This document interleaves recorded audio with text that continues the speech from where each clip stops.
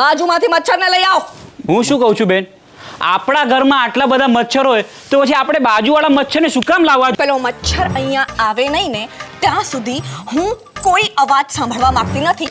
બેન પકડી લાવ્યો છું, આમને વગર આ કાળે અહીંયા પકડી લાવ્યો છું. એકચ્યુઅલી અમારા દાંપત્ય જીવનમાં થોડુંક પ્રોબ્લેમ થયો છે, એટલે મારે તમને તમારી મદદ જોઈએ છે. એટલે એક સવાલ પૂછવા માંગુ છું કે ગઈકાલે રાત્રે તમારા ઘરમાં તમારી સાથે કોઈ સૂતું હતું? વાત કરો છો ભાભી? હું એમ પૂછું છું કે કોઈ પુરુષ તમારી સાથે સૂતો હતો? અચ્છા પુરુષ. હા. ગઈકાલે રાત્રે મારી સાથે કોઈ પુરુષ સૂતો હોય એવું મને યાદ આવી રહ્યું છે. મારી સાથે પુરુષ સૂતો તો, અને એ છે આપણો મનહર. હા લે બોલ, જો જોયું? અરે કેવો ગુસ્સો છે, હું તો હજી થરથર ધ્રુજું છું. મનહર, હવે શું થશે? કાંઈ નહીં થાય, રોજનું છે બહેરાવાનું. કઈ તો ચિંતા ના કરીશ તું. અમે આમ બેગ ભરીને આવશે અને પિયર જતી હોય ને એવી ઇફેક્ટ આપશે. હા પછી તમે મચક ના આપો ને તો જાય ખરી, પણ કાયમના આપણે ના છોડી દે, આપણને કાયમના મુક્ત ન કરે. 2-3 દિવસ પછી પાછી આવી જાય. બહેરાવા આના કરતાં વધારે મૌલિક થઈ શકતા જ નથી.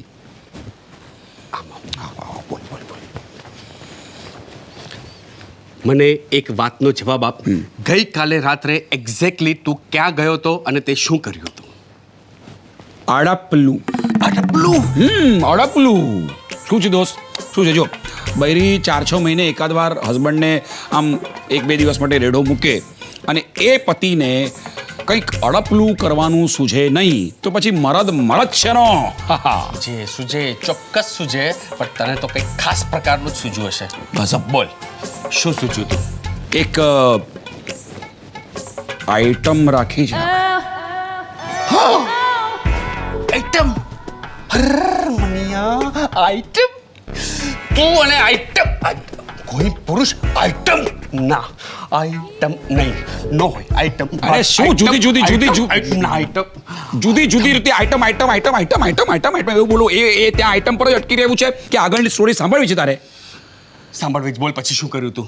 હું એને જમવા લઈ ગયો. ક્યાં? સન એન્ડ સેન્ડમાં અમે લોકો ડિનર માટે ગયા. પછી? જૂના દરિયા કિનારે છે ને પ્લીઝ ત્યાં. ભાઈ જો પાર્ટી ચાલતી હતી, ત્યાં અમે લોકો જામી ગયા. ક્યાં? ડાન્સ ફ્લોર પર. કેટલા વાગ્યા સુધી?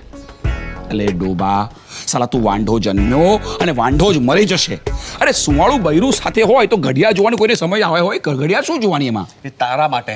બાકી મારી સાથે જો કોઈ સુવાળી સ્ત્રી હોય ને તો હું સ્ત્રી કરતા વધારે ઘડિયાળ જ જોયા કરું.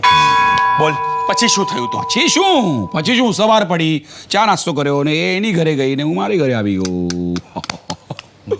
મન્યા, મેં તને આવા નિમ્ન કક્ષાના કાર્ય માટે મેં તને મદદ કરી. મને તારો દોસ્ત કહેતા મને બહુ જ શરમ આવે છે. વચન આપ, મને વચન આપ, તન અને મનથી મને વચન આપ કે આજ પછી તું કોઈ પણ પર સ્ત્રીનો વિચાર સુદ્ધા નહીં કરે.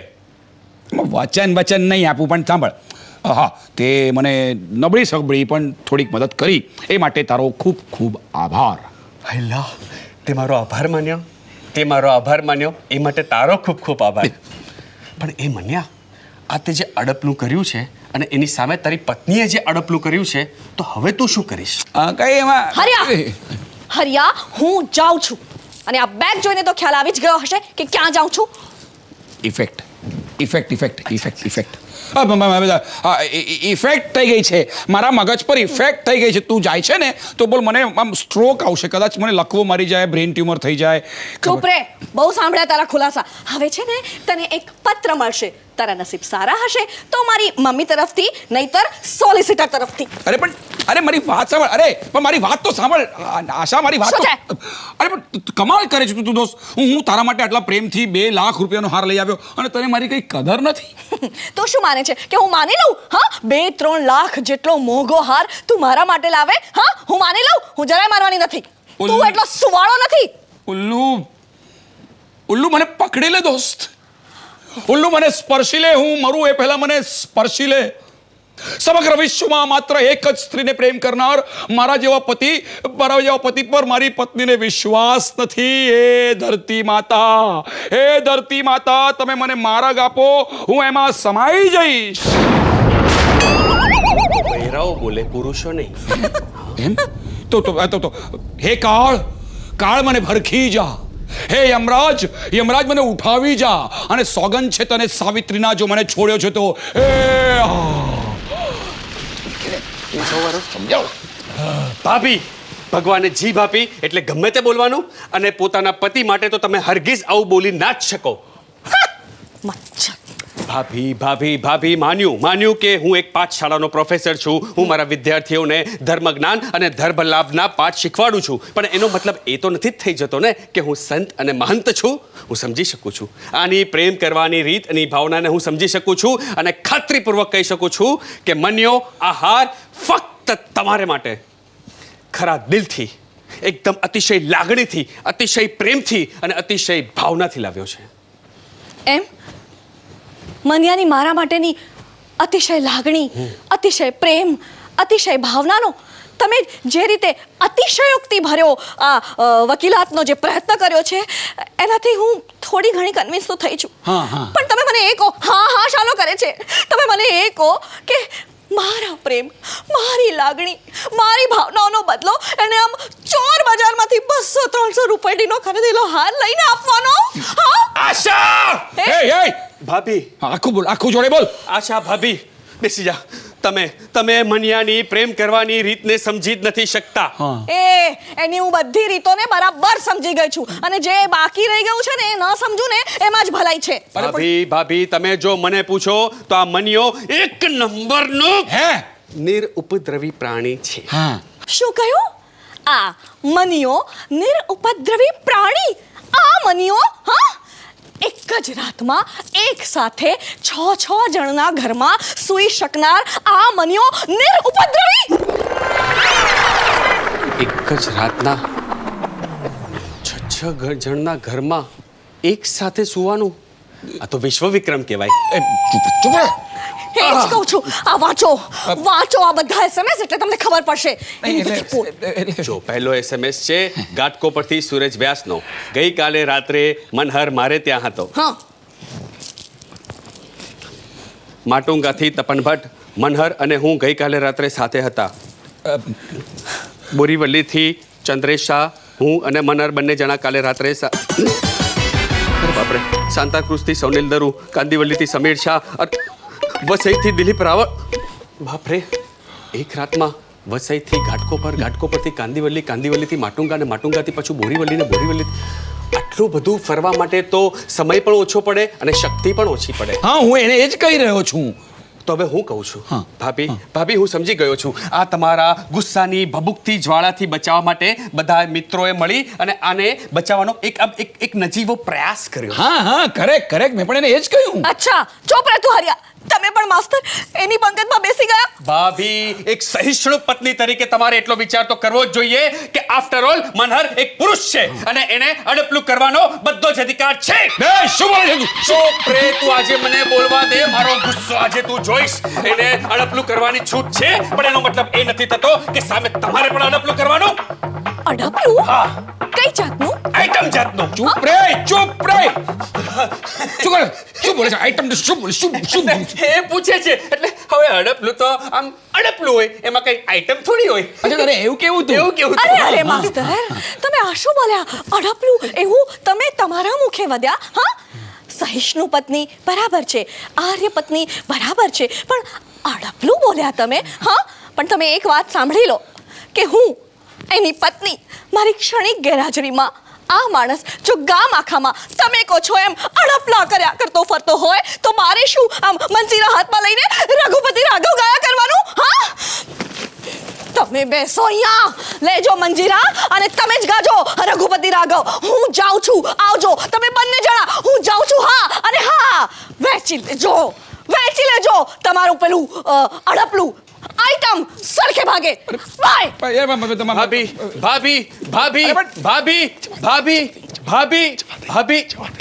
ગઈ. આઈ એમ સોરી મન્યા.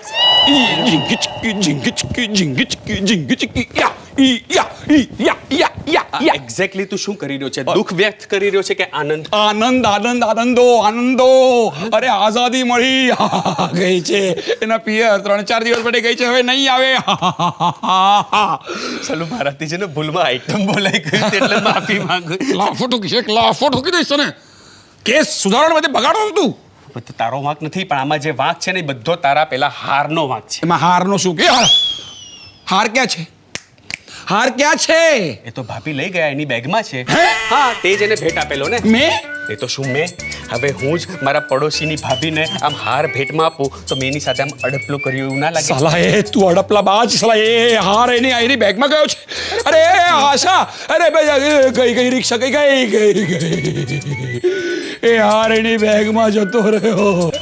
મન્યા જો કે મારે એવું ના કહેવું જોઈએ, કારણ કે આવું બોલતા મારા શિક્ષણ તેમજ મારા સંસ્કાર મને આડા આવે છે. તેમ છતાં હું મન મક્કમ રાખીને તને એક વાત કહી રહ્યો છું કે તું એક નંબરનો ગેલસપ્પો છે. ગેલસપ્પો?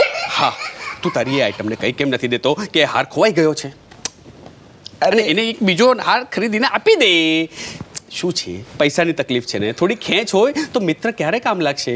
200-250 રૂપિયાનો હાર આવશે. 200 તું કાઢજે, 25 રૂપિયા હું તને ઉધાર આપીશ. તારી જાતના સાલા બસ 25 રૂપિયા તું મને ઉધાર આપીશ? 25 રૂપિયા ઉધાર અપાય? વધારે લાગતા હોય તો થોડા ઓછા કરું, 10 આપું. સાલા એક લાફો ઠોકી દઈશ.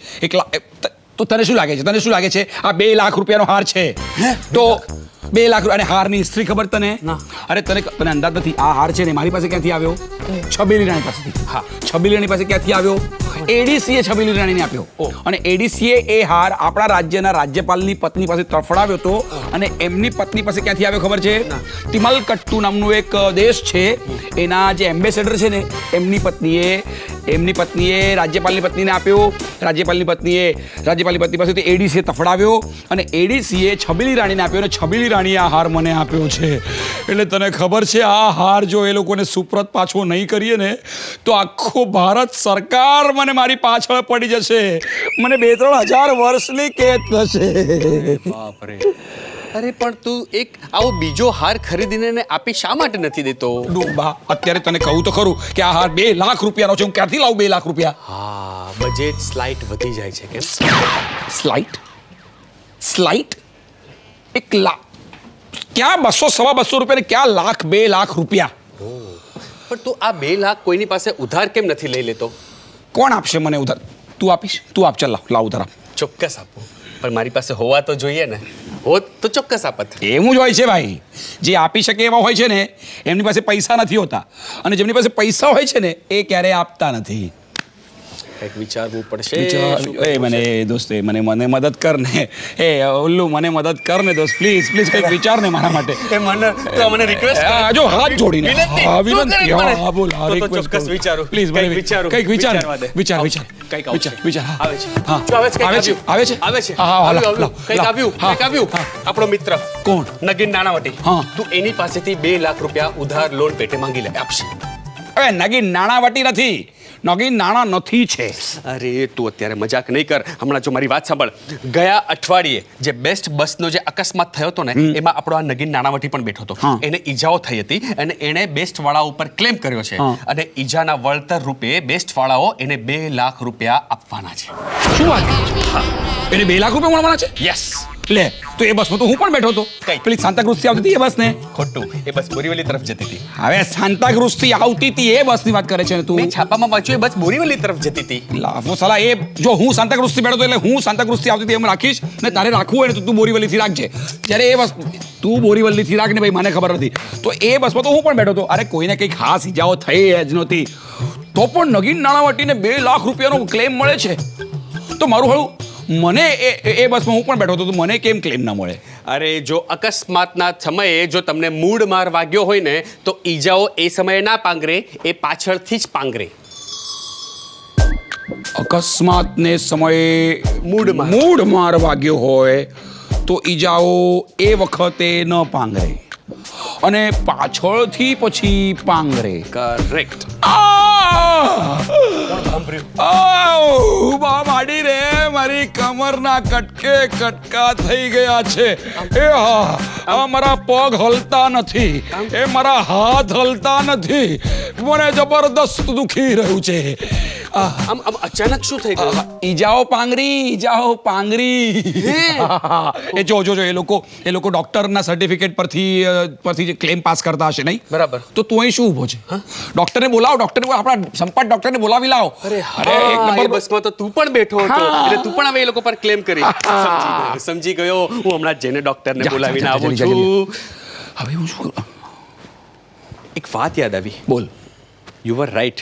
એ બસ સાન્તાક્રુઝ તરફથી જ આવતી. એક બીજા તારી આહા હવે યસ એ મહત્વનું અગત્યનું ઇમ્પોર્ટન્ટ સૌથી ઇમ્પોર્ટન્ટ કામ. હેલો. હા હેલો. અરે બેસ્ટ ક્લેમ ડિપાર્ટમેન્ટ. હા તમારી બસને ગયા શુક્રવારે સાન્તાક્રુઝથી આવતી હતી. એ બસને એક એક્સિડન્ટ નડ્યો હતો ને, અકસ્માત નડ્યો હતો ને. હા તો એ વિશે મારે વાત કરવી છે. હા એ બસમાં મારા હસબન્ડ પણ બેઠા હતા. હું કોણ બોલું છું? હું મારી વાઈફ મારા હસબન્ડની વાઈફ બોલું છું. હા હા તે મારા હસબન્ડને છે ને ત્યારે મૂડ માર વાગ્યો હતો. ત્યારે તો ઈજા પાંગરી નહોતી, પણ હવે જબરદસ્ત ઈજાઓ પાંગરી છે. કમરના કટકે કટકા થઈ ગયા છે. હાથ પગ હલતા નથી. સૂઈ જાય છે તો ઊભા થવાનું મન થાય છે, ઊભા થાય છે તો સૂઈ જવાનું મન થાય છે. આ બધો અહેવાલ અમારો સોલિસિટર એના લેખમાં લખશે.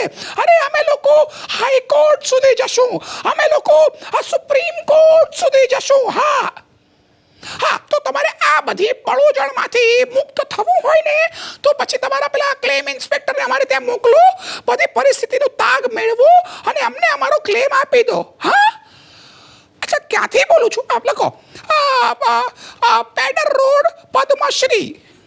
અરે હું પદ્મશ્રી નથી, પેડર રોડ પદ્મશ્રી અમારા બિલ્ડિંગનું નામ છે. હા હા મોકલો મોકલો. ઈ પંછી બનવું ઉડતી પીરું. મજા પડી ગઈ.